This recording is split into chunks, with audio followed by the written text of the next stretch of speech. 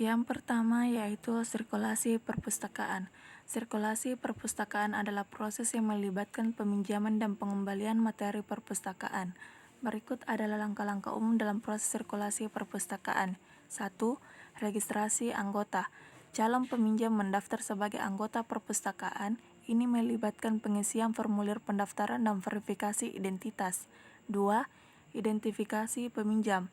Saat peminjam ingin meminjam materi, petugas perpustakaan mengidentifikasi mereka, misalnya dengan kartu anggota atau identifikasi lainnya.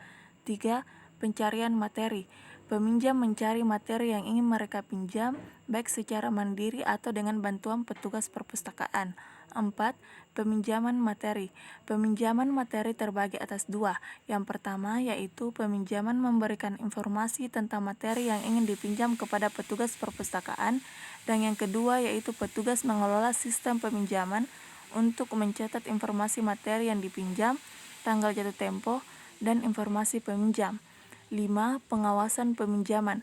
Petugas memastikan bahwa materi yang dipinjam tidak melebihi batas waktu peminjaman yang ditentukan. 6. Pengembalian materi. Peminjam mengembalikan materi ke perpustakaan pada atau sebelum tanggal jatuh tempo. 7. Pengecekan kondisi materi. Petugas memberikan kondisi materi yang dikembalikan untuk memastikan bahwa tidak ada kerusakan atau bagian yang hilang. 8. Perpanjangan peminjaman. Jika peminjam ingin memperpanjang masa peminjaman, mereka dapat mengajukan permintaan ini kepada petugas perpustakaan. 9. Yaitu denda. Jika peminjam mengembalikan materi terlambat, mereka mungkin dikenakan denda sesuai dengan kebijakan perpustakaan. 10. Arsip peminjaman. Data peminjam dicatat dan disimpan sebagai bagian dari catatan perpustakaan. 11. Reservasi materi. Peminjam dapat mereservasi materi yang sedang dipinjam oleh orang lain. 12. Konsultasi petugas perpustakaan. Peminjam dapat berkonsultasi dengan petugas perpustakaan untuk bantuan dalam mencari materi atau pertanyaan lainnya. 13.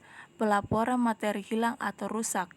Jika peminjam kehilangan atau merusak materi, mereka harus memberitahu perpustakaan. 14. Statistik sirkulasi. Perpustakaan menyimpan statistik tentang aktivitas sirkulasi untuk evaluasi dan perencanaan. Kedua yaitu penataan buku dan pemberian label. Penataan buku dan pemberian label adalah langkah penting dalam mengatur perpustakaan agar materi dapat dengan mudah ditemukan. Berikut adalah langkah-langkahnya. 1. Klasifikasi. Gunakan sistem klasifikasi seperti DDC dan LCC untuk mengelompokkan buku berdasarkan subjek. 2. Penyusunan zona. Tentukan zona atau area khusus untuk jenis buku tertentu seperti fiksi, non-fiksi, referensi atau buku anak-anak. 3. Nomor panggil. Setiap buku diberi nomor panggil sesuai dengan sistem klasifikasi yang digunakan. Nomor panggil membantu mengidentifikasi lokasi buku di rak. 4. Pemberian label. Label dengan nomor panggil ditempatkan di bagian punggung buku sehingga mudah terlihat. 5. Rak dan tanda penunjuk. Tentukan letak rak untuk setiap kelompok buku. Gunakan tanda penunjuk atau petunjuk visual yang jelas. 6. Pengurutan alfabetis. Dalam setiap zona disusun buku secara alfabetis berdasarkan judul atau nama pengarang jika diperlukan. 7. Kategori tambahan. Jika perpustakaan memiliki kategori tambahan seperti buku terlaris atau buku baru, siapkan zona khusus untuk mereka. 8. Dekorasi dan label tambahan. Gunakan label tambahan dan dekorasi visual untuk menandai zona, rak, atau buku khusus. 9. Penggunaan perangkat lunak manajemen perpustakaan.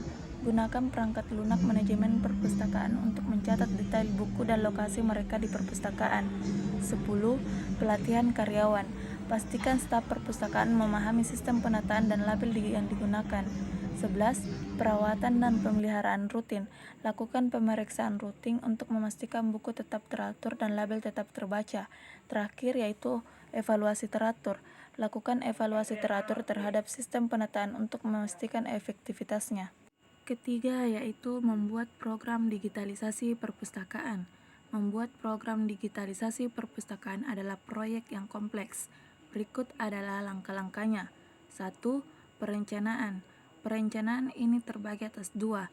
Yang pertama yaitu tentukan tujuan dan ruang lingkup digitalisasi dan buat rencana proyek yang mencakup anggaran, jadwal, dan sumber daya. Kedua, pemilihan perangkat lunak. Pilih perangkat lunak manajemen perpustakaan ILS atau perangkat lunak yang digitalisasi yang sesuai. 3. Infrastruktur IT. Pastikan infrastruktur jaringan dan perangkat keras yang diperlukan siap. 4. Pendataan koleksi.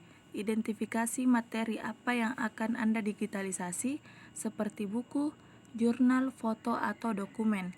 5. Pemindaian dan digitalisasi. Pemindaian dan digitalisasi terbagi atas dua.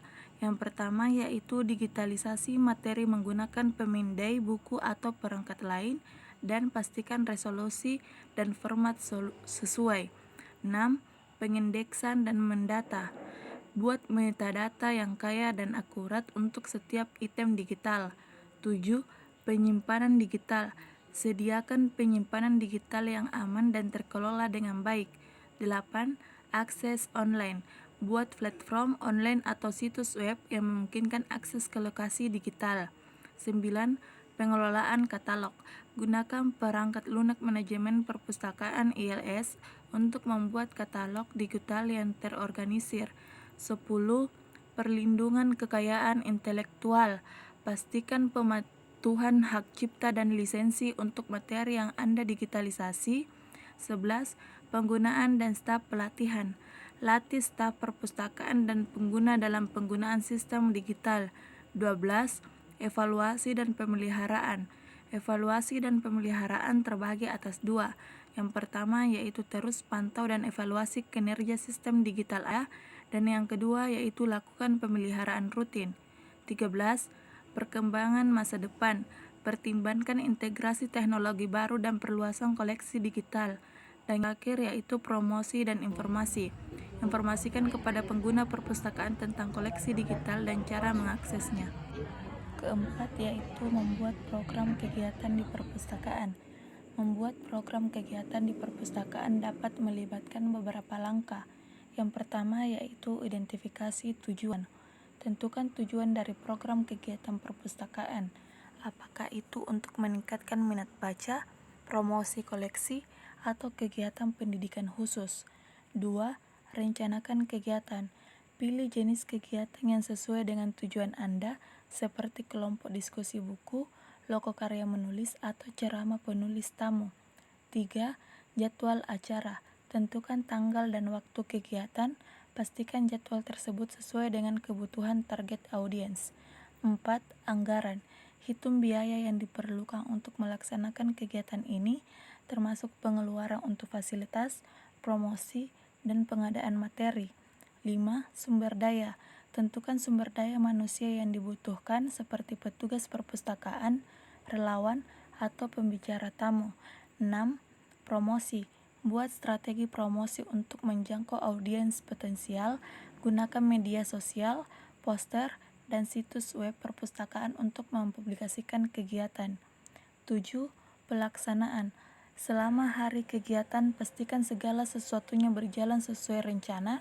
Koordinasikan semua aspek kegiatan mulai dari registrasi peserta hingga penyediaan materi. 8. Evaluasi. Setelah kegiatan selesai, lakukan evaluasi untuk menilai kesuksesan program.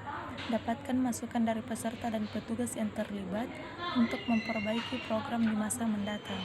9. Dokumentasi. Jangan lupa untuk mendokumentasikan kegiatan tersebut. Foto, video, atau laporan tertulis dapat digunakan untuk berbagi keberhasilan program, kegiatan dengan pemangku kepentingan lainnya. Terakhir yaitu iterasi.